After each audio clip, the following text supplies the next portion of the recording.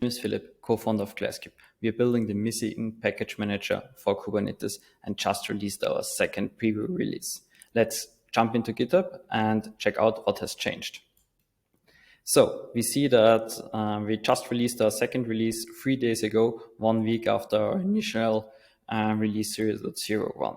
And we have been really overwhelmed with all the contributions we got from the community, totaling 58 contributions from 14 contributors. The two big features were the introduction of the open command, so you can easily open applications directly from the Glasskube package manager, and live updates with the introduction of HDMX as a client framework. But let's go over the changelog together. We introduced the port flag for the Glasskube serve. This comes in handy when another application listening on the default Glasskube serve port, 8085, but you can now override this. Event recording. This is crucial for the package operator because if the package operator has any errors, we now create native Kubernetes events so you can check them out later. We also have a nice spinner for installing packages via the command line, which we'll also see in a short demo right away. The second big feature I was already pointing out is the real-time updates with the introduction of HDMX.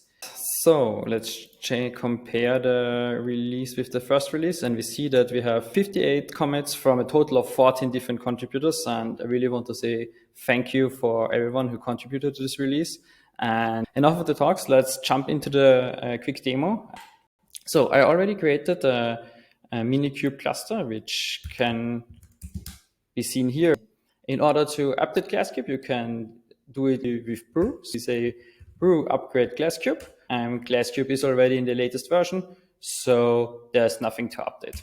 We can easily do this by Glasskube bootstrap, which will either bootstrap Glasskube for the first time if it's not already installed, or if it's already installed in an older version, it just gets updated to the latest version. Perfect. So after that, we can now check which packages are available, and we see in this release we have 5 packages available. And one of the features I already pointed out is the indicator for installation of packages. So if we now install Captain, we see that there is a nice little indicator on the left side and a counter that counts up how long it stayed. As Captain is a pretty large package, I would say, which consists of multiple operators and controllers, it can take some time until all the manifests are downloaded, because Glasskube will wait until Captain is completely installed and all the deployments are ready. So perfect. It now finished the installation. It took around a minute and 40 seconds. So if we execute Glasskube ls again, we see that Captain is installed and ready. But now let's jump to the exciting part and open our Glasskube graphical user interface to explore the real-time updates and the open button. With Glasskube Serve, we can start the user interface, and we can now install, for example, Cyclops, which is a tool to manage Helm charts with a user interface. We saw the installation was super quick and it updated in real time. Now let's open Cyclops. That's super easy. We now have installed and opened Cyclops.